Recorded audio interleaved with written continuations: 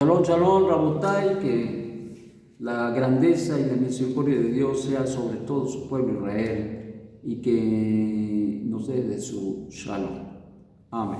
Bueno, estamos en la Parashá Bat Midbar, en Bat Midbar, Perek 4 y Pasuk 21 de Parashá Naso. Y dice así: habló el Eterno a Moshe diciendo, haz el censo de los hijos de Gersón, también a ellos según sus casas, por casa paterna, por sus familias. De la edad de 30 años para arriba hasta la edad de 50 años los contaron. Todo el que viene al ejército para hacer el trabajo en la tienda de reunión, este es el trabajo de las familias del Gersoní, para trabajar y transportar las cortinas del tabernáculo, la tienda de reunión, su cobertura y la cobertura de piel de tajash, que está sobre él por encima del velo de la entrada de la tienda de reunión. Las cortinas de patio, el velo de la entrada, del portón, del patio que está junto al tabernáculo y junto al altar. Pon alrededor sus cuerdas a todos los utensilios de su servicio y a todo lo que se le dé para que sirva. De acuerdo con Aarón y sus hijos, será todo el trabajo de los hijos del Gersoní en todos sus transportes y en todos sus trabajos. Dispondrán sobre ellos el encargo de todo su transporte. Este es el trabajo de las familias de los hijos de del Gersoní, la tienda de reunión, y sus encargos estaban en manos de Itamar, hijo de Jarón el Cohen. Bueno, seguimos con la organización, seguimos con el orden, seguimos con la labor que se tenía que hacer. Si ciertamente el pueblo de Israel se había de tener un orden de partido, un orden de caminata, un orden de asentamiento, de acampamiento, en todos sus sentidos, como vimos en la parashá pasada, pues esto mismo habría de suceder en el caso de los levitas por sus familias. Tendrían que formar y conformar un equipo extraordinario, y para esto se les tenía que organizar por familias, y de esta manera pues llevar a cabo la labor que el Eterno establece para cada uno de ellos. Es interesante porque lo de menos que les hubiera dicho el Eterno, bueno, pues organícense y vean cómo hacen y qué trabajo. No, sino les dice qué familia hará lo que tendría que hacer y que habría de haber supervisión, es decir, que hay un supervisor. En este caso el supervisor de los Gersoní sería precisamente Itamar. Itamar habría de supervisar el trabajo, la labor y todo lo que los Gersoní hicieran y realizaran. Ya se les da el trabajo de montar, desmontar, de cargar, de amarrar, de llevar, de traer, de armar, de colocar, de volver a poner todo para que se establezca el Joel Moed, es decir, el tabernáculo de reunión. Entonces, ¿de qué estamos hablando? Pues estamos hablando de una estructura ahora que fue desde organizar primero todo el pueblo de Israel y ahora organizar todo el servicio cultico al Eterno.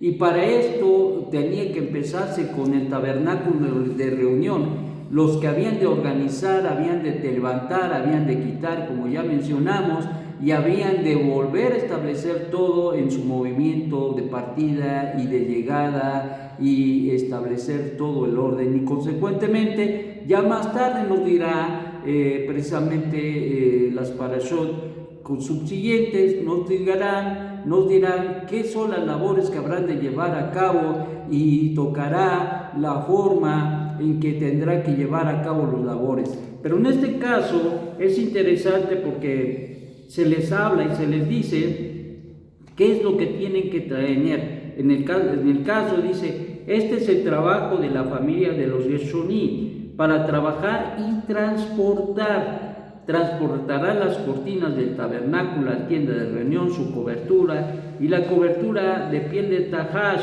que está sobre él por encima, y el velo de la entrada de la tienda de reunión, las cortinas del patio, el velo de la entrada del portón del patio que está junto al tabernáculo y junto al altar, etcétera, etcétera. ¿De qué estamos hablando? Estamos hablando que puntualmente el Eterno le está diciendo cuál va a ser su trabajo y cómo lo deben hacer. Y esto sí es bien importante, porque al final del día, si no hubiera puntualizado el Eterno qué tenían que hacer y cómo lo tenían que hacer, se hubiera vuelto una cosa terrible, una desorganización, una cosa bien tremenda. Y eso es bien interesante, porque no solamente les dice qué tienen que hacer, pero les pone un supervisor. ¿Y para qué un supervisor? Pues para que lo hagan correctamente, porque la gente está acostumbrada a que a lo mejor lo hace, pero como quiere. Y a veces, y en la mayoría de las veces, si no en todas, muchas veces mal. Y por eso habría que tener supervisión, y esta supervisión tendría que mirar y ver que todo se hiciera de la forma correcta. ¿Quién pone a Merari? Merari, uno de los hijos de Aarón, descendiente de Aarón, que habría de supervisar todos y cada una de las cosas que tenían, el empaque, cómo levantarlo, cómo llevarlo, cómo transportarlo, cómo colocarlo, de qué manera, pues, porque tú sabes que la ida, la medida, en montar y desmontar se maltratan las cosas, y por eso se tendría que tomar todas las precauciones, y se tenía que tener la transportación adecuada, porque en el camino se puede causar daño a los elementos que son transportados. Y por lo tanto, el Eterno, quien es bendito, les dice que tiene que montar y desmontar, pero lo tienen que hacer todo de la manera adecuada, y les pone un supervisor. ¿Qué aprendemos de todo esto? Pues ciertamente nos sigue hablando del orden, nos sigue hablando de que el Eterno es un Dios de orden, y que todas las cosas que se hagan para el Eterno tienen que tener un orden. No las debo hacer como yo quiero. La costumbre del ser humano es hacerlo como mejor le parece. Por ahí hay un dicho coloquial que cada cabeza es un mundo, y desde luego. Y entonces, ¿qué pasa? Cuando se trata de hacer algo, todo el mundo lo quiere hacer de acuerdo a su cabeza. Y entonces, ¿cuál es el resultado? Un desbarajuste, una situación inapropiada, las cosas se hacen mal, se corrompen, etcétera, porque no se hacen las cosas como es debido. Y de ahí, entonces, la importancia de los supervisores, pero también de los requerimientos. Si el Eterno no hubiera puesto requerimientos, si el Eterno no hubiera puesto leyes y todo aquello, el pueblo se hubiera de por sí, se hubiera hecho un problema grave, muy grave. Y pues el pueblo sabía y tenía que entender que para servir al Eterno hay que servirlo en una forma ordenada, buscando realizar y hacer los mandamientos que el Eterno da en la forma también adecuada. No como yo quiero. Hoy estuvimos en estos días, en el único día en el año, en la única fiesta y en el único servicio cultico que nosotros podemos llevar y traer flores al Bet Amidash, al Bet Midrash, es precisamente en el día de Shavuot, nada más. Es el único día permitido para tener flores, adornos florales, adornar bonito, poner verde, que se vea esplendoroso. Ya decíamos en las preguntas que hacían los niños en el Seder, que por qué es que hay esto. Yo creo que se estuvieron muy atentos y aprendieron por qué se traen flores. Bueno, entonces, esto es muy importante, porque esas flores representan a la Torah, representan a la esplendidez, al florecimiento, a lo bello, a lo extraordinario que el Eterno nos ha dado, y es la Torah. Y por eso es que en este día, solamente en este día, se es permitido tener arreglos florales, flores en general.